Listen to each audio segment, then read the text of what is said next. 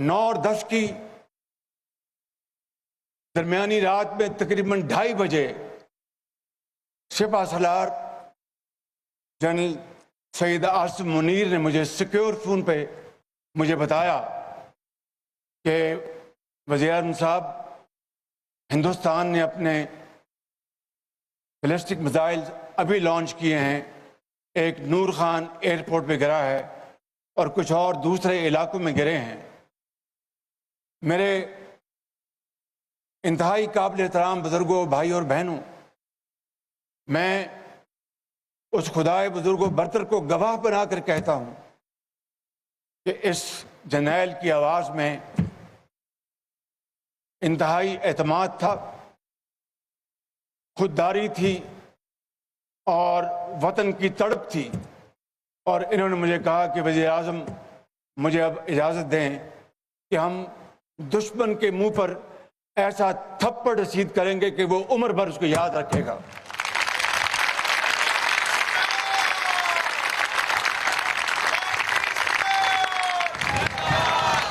اور پھر آپ نے دیکھا کہ کس طرح پھر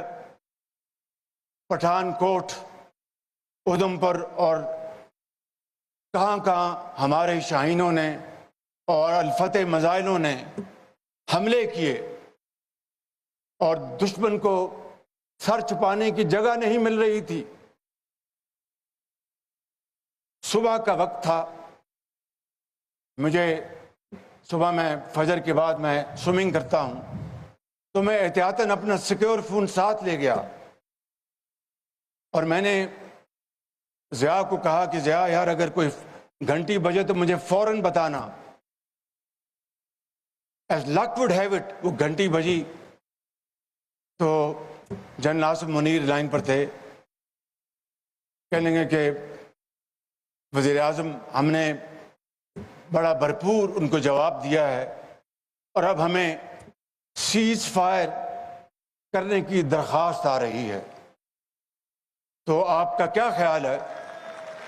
میں نے کہا سپہ سالار، اس سے بڑی اور عزت کی کیا بات ہو سکتی ہے؟ آپ نے دشمن کو ایک بھرپور تھپڑ مارا ہے، اس کا سر چکرا گیا، اب وہ سیز فائر پر مجبور ہے، تو میں سمجھتا ہوں کہ آپ بسم اللہ کریں اور اس سیز فائر کی آفر کو قبول کریں۔ میرے بزرگوں، بھائی اور بہنوں، یہ ہے وہ مختصر ایک سمری اس لمبی داستان کی، اور اس میں ہمارے ایئر چیف اور ان کے شاہینوں نے جس طریقے سے جو ٹیکنالوجی، ہوم گرون ٹیکنالوجی انہوں نے پاکستان کے اندر گرو کی ہے، اور چینی جہازوں کے اوپر اور نیچے بھی زمین پر جو ماڈرن گیجٹریز جو انسٹال کی ہیں، اس نے پوری دنیا کو، دشمنوں کے ہوش اڑ گئے اور دوست ان کا اعتماد آسمانوں سے باتیں کرنے لگا۔ یہ وہ تبدیلی ہے تاریخ کی جو کہ اللہ تعالیٰ نے چند گھنٹوں میں اس دنیا میں کی۔ امریکہ سے لے کر جاپان تک، جنوبی ایشیا، مڈل ایسٹ، یورپ، ہر جگہ آج یہ بات ہو رہی ہے کہ پاکستان کی افواج نے کس طریقے سے خاموشی سے یہ کیپیبلٹی انہوں نے اچیو کی، اور ہندوستان جو کوڈ کا ممبر ہے اور دنیا کو یہ دن رات پاور کرا رہا تھا کہ میری جو اکانومی ہے وہ کھربوں ڈالر میں ہے،